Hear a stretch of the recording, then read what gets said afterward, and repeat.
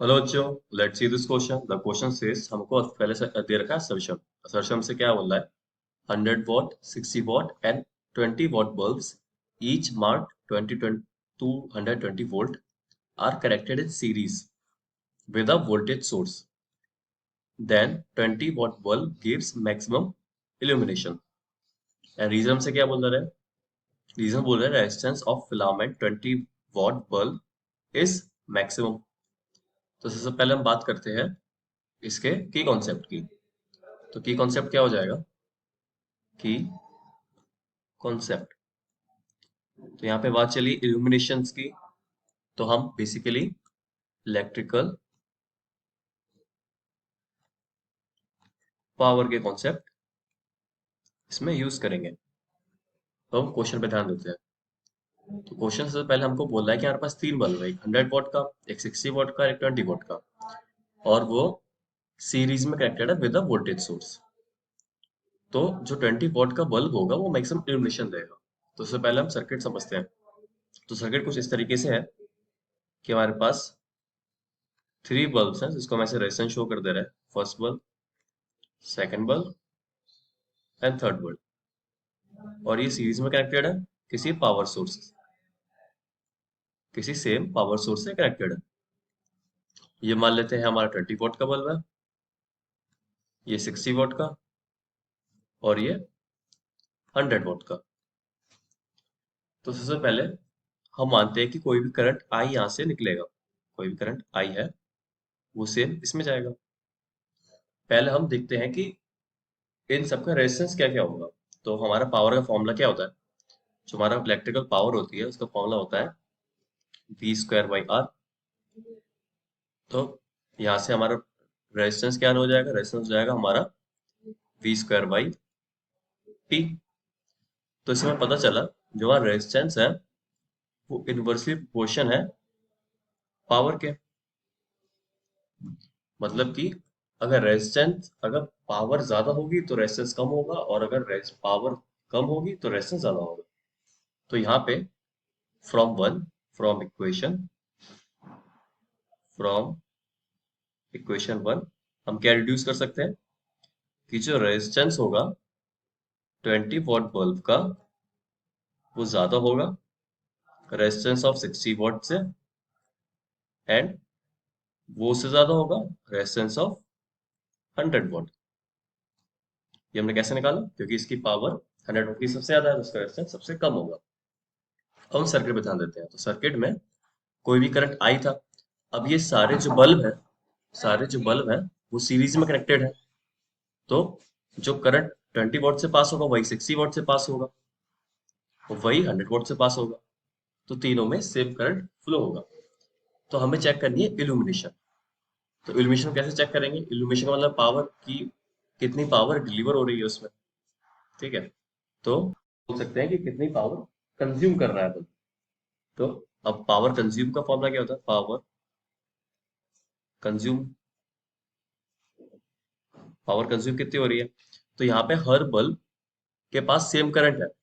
तो power consume का formula हो जाएगा I²R। आई है करंट, वो कांस्टेंट है तो तीनों में, और रेजिस्टेंस सबका अलग अलग होगा। तो पावर कंज्यूम का फॉर्मूला ये हो जाएगा। तो हम देखते हैं कि सबकी पावर क्या क्या होगी। तो पहले हम बात करते हैं 100 वॉट की।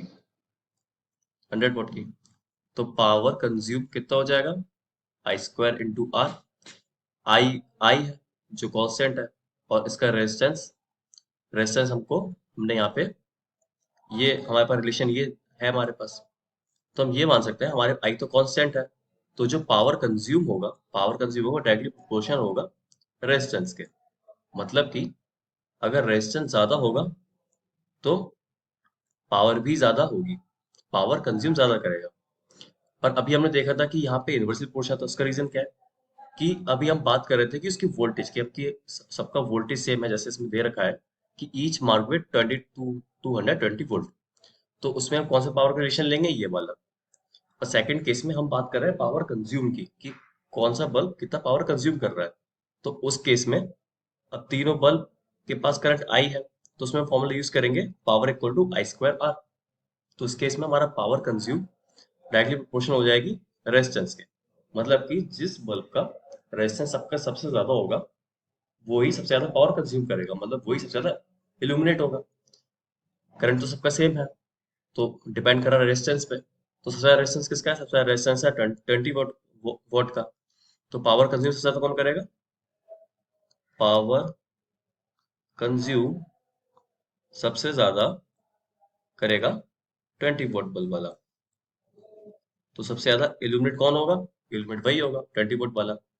तो हम असर्शन पढ़ते असर्शन में ये बोल रहा है कि 3 बल्ब है और जो 20 वॉट बल्ब है वो सबसे ज्यादा मैक्सिमम इल्यूमिनेशन देगा।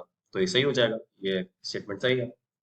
रीजन क्या बोल रहा है? रीजन बोल रहा है resistance of filament 20 what bulb is maximum. अभी हमने देखा इक्वेशन नंबर 2 से कि 20 वॉट का जो रेजिस्टेंस है वो सबसे ज्यादा है, तो हमारा रीजन भी सही है। तो हम पहले ऑप्शंस देखते हैं कि हमारे ऑप्शंस क्या क्या है। तो ऑप्शन ए है वो है जो हमारा असर्शन है वो सही है, जो हमारा रीजन है वो भी सही है, and जो रीजन है वो करेक्ट एक्सप्लेनेशन है असर्शन का। ऑप्शन बी हो जाएगा, जो असर्शन है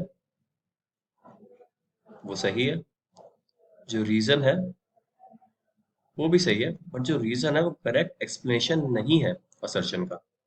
ऑप्शन सी हो जाएगा, जो हमारा असर्शन है वो सही है एंड जो हमारा रीजन है वो गलत है। ऑप्शन डी हो जाएगा, असर्शन जो है